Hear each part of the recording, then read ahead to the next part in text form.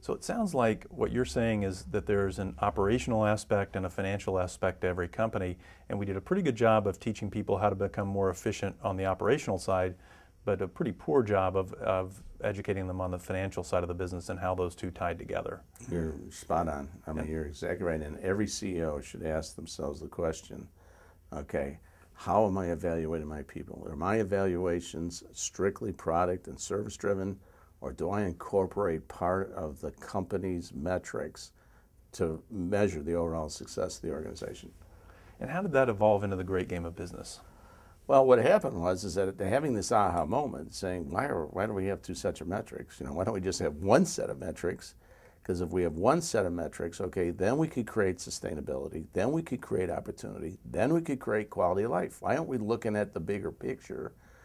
And what I found interesting is that I began to realize that the gap between the haves and the have-nots was not the minimum wage, okay?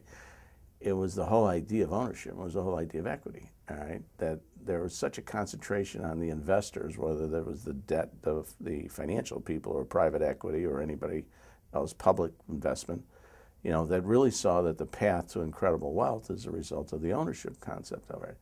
And the ownership concept spent a lot of time looking at the metrics of the business. They spent little time looking at the metrics of the products and the services, all right? They left that to like the CEO that they put in charge. So the CEO is kind of conflicted that they have, like two sets of books that they got to worry about, all right?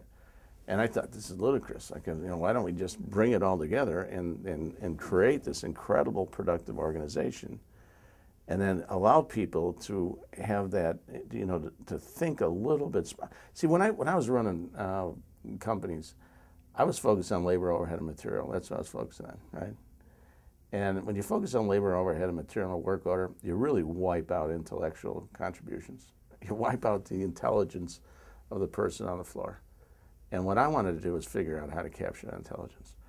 A great example of command and control is prior to numerically controlled machine tools. I had a radial drill operator. And this guy came in every single day at 7 and left at 3:30. And we had an engine mounting support, and all he did was take a radial drill, and then he would make a mounting hole, and we'd send it over to the tractor line, and we'd mount the engine. And every day, this guy came in, 2,000 a day he made. And then we brought in statistical process control, and I actually had a control chart on making the perfect hole, okay? I mean, he'd do 200, then he'd measure it. And if there's any measurement that was out of tolerance, all right, we then had to scope it, and we had to figure out what changed in the process, okay? And so what this guy was doing was to focus on a perfect hole. At 3:30, he went home to Berwyn, Illinois, and he ran a multi-million-dollar apartment complex, had more net worth than 26 of my foremen in that organization, had probably more entrepreneurial skills than half the supervisors I had on that shop floor, all right?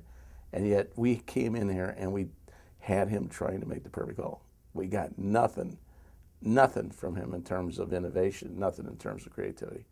And I thought, what a waste of talent. And we have to figure out a new way of designing the workplace where we can capture that intelligence, we can put that into the work order. I mean, new ideas were a joke in the old days. Maybe even today, new ideas are I don't know how you can have a new idea if you can't put a financial analysis to the new idea.